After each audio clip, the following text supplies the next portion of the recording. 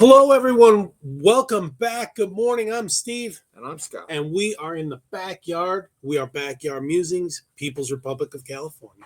Yep. And we're talking about the conch. The conch, yeah. And if you need help with sleep apnea, a lot of people have sleep apnea. Here we go. Conch shell blowing ease sleep apnea symptoms and improve sleep quality, in addition to annoying your wife. The practice may provide a simple alternative to machines or medication. A small randomized controlled trial published in ERJ Open Research on August 25th, 2025, found that individuals who practiced blowing through a conch shell for 6 months, that's a long time, experienced improvements in their obstructive sleep apnea symptoms. OSA is a widespread sleep disorder, you probably see the lines on my cheek here, in which breathing repeatedly stops during the night because of airway obstruction.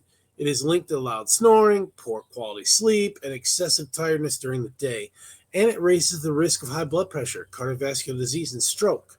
Would you like to know more about the conch? Conch shell blowing, also known as shank blowing, has been a traditional practice in India for thousands of years.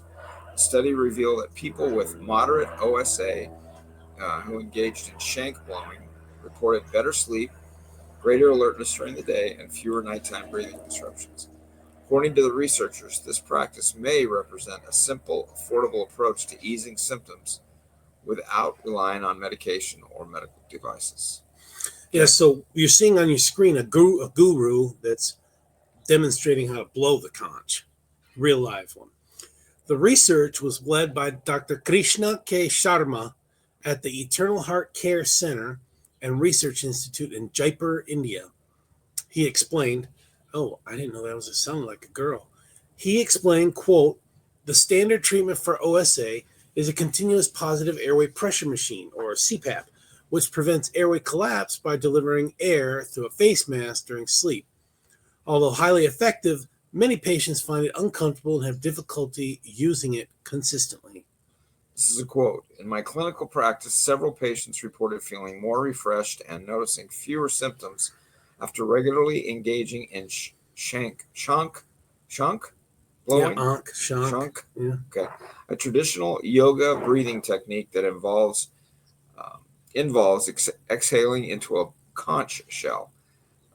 These reports prompted us to conduct a scientific study to carefully evaluate whether this ancient practice could provide a useful treatment option for people with OSA. Unquote. So it's like myth busting. They're trying to bust it, but they couldn't bust it. Okay.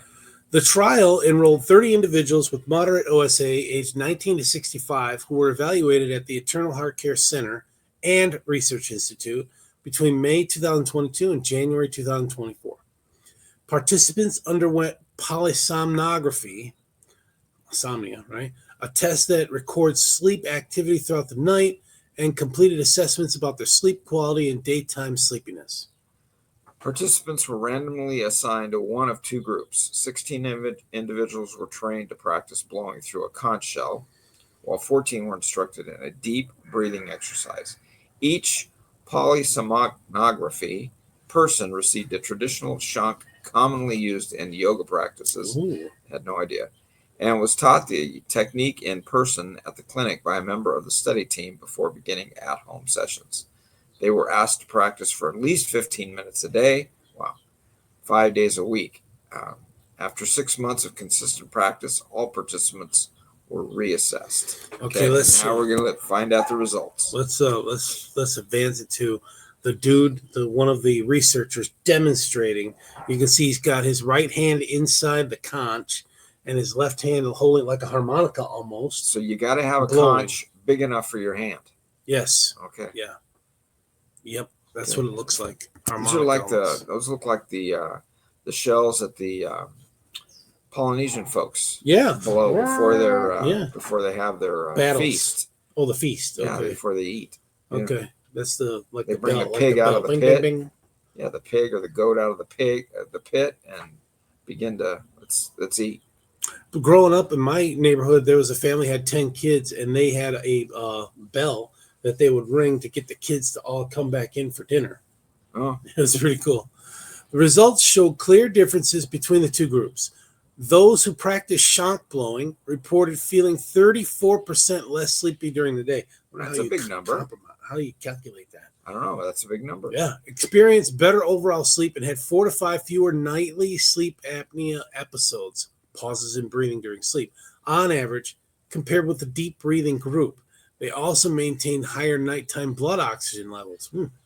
Dr. Sharma said, quote, "The way that shank is blown is quite distinctive. It involves a deep inhalation followed by a forceful, sustained exhalation through tightly pursed lips. Okay.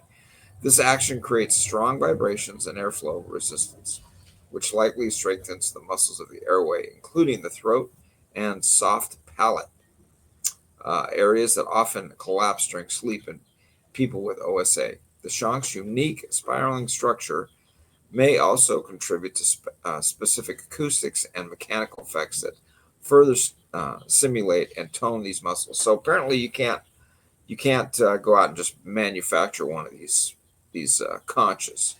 It's got to be natural. A shell. Yeah, it's a shell. Yeah. Okay. Some crab must have had and. Well, yeah, I'm just saying. How many conch shells are there? So maybe somebody starts you're talking about 3D them. printing? Is that what you're talking about? 3D printing? Well, sure, you could maybe make one of those out of 3D printing. Yeah. Interesting. Quote, "For people living with OSA, especially those who find CPAP uncomfortable, unaffordable, or inaccessible, our findings offer a promising alternative. Shank blowing is a simple, low-cost breathing technique that could help improve sleep and reduce symptoms without the need for machines or airplanes or medication.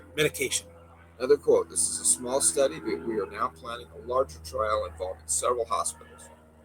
This next phase will allow us to validate and expand on our findings in a broader, more diverse population and assess how shank blowing performs over longer periods. We also want to study how this practice affects airway muscle tone, oxygen levels, and sleep in greater detail.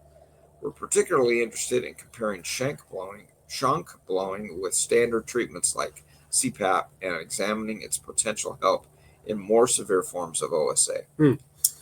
Professor Sofia Skitsa, head of the ERS group on sleep disordered breathing, based at the University of Crete in Greece, who was not involved in the research, said, quote, "Obstructive sleep apnea is a common disease around the world.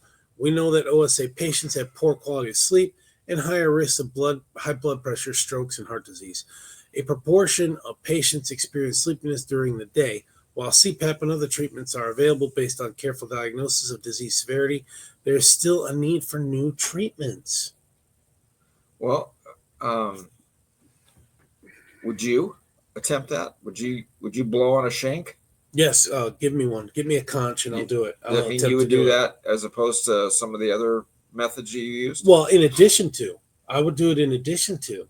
I mean, all above the table approach, Do you think your family would make you go outside or go in a closet when you blow that thing? I would be pleased to go outside and see how many dogs I could get to howl. Okay. Woo! All right. Another quote. "This is an intriguing study that shows the ancient practice of shank blowing could potentially offer an OSA treatment for selected patients by targeting muscle training. A larger study will help provide more evidence for this intervention, which could be a benefit as a treatment option or in combination with other treatments in selected OSA patients." There you go.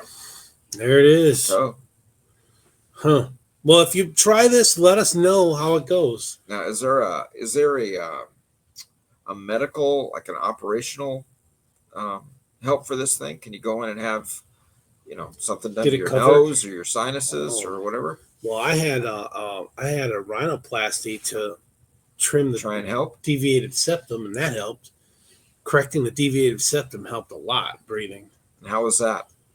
But having that operation. Yeah, I didn't know. I was under anesthesia, so I don't know. I just, after I woke up, I felt these things high up in my nose. I didn't, they told don't mess with them, so I just, okay, they're right there. And then when I went back for them to pull it out, man, they pulling and pulling. It was like a 2.5 inch, so it was little deep. Guitar pick, man. It was deep. Yeah. So kind of like the COVID test. So did they? How long did you have to have those things in there? Oh, I don't know, a week, 2, 3, 4, something like that. 4. Were you allowed to do anything? Yeah, I could talk and whistle. But you couldn't. I mean, did you go to work or go to school? Yeah, Or? yeah. I just couldn't blow my nose. Huh. I couldn't pull them out because the stitches were healing. That's why they're in there, the stitches.